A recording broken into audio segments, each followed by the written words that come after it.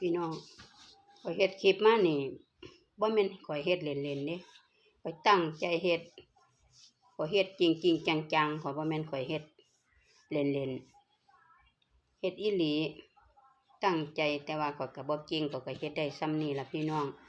ข้อยตั้งใจบ่แม่นเฮ็ดเล่นบ่ว่าเฮ็ดม่วนบ่แม่นเฮ็ดม่วนเฮ็ดเล่นเฮ็ดอีหลีเฮ็ดจริงจังเพิ่นหมู่เพิ่นเฮ็ดก็อยากเฮ็ดนำเพิ่นก็เลยจริงจังตั้งใจเฮ็ดเล่นบ่ได้ดอกพี่น้องแนวหมู่นี้เนาะมันคนเบิ่งเฮาหลายเฮาสิไปเฮ็ดเล่นให้เพิ่นเบิ่งได้จั่งใด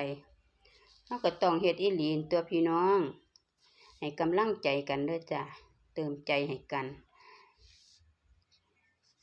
มันบ่แม่นธรรมดาดอกพี่น้องเฮาก็เฮ็ดอีหลีเฮ็ดอีหลัวเฮามา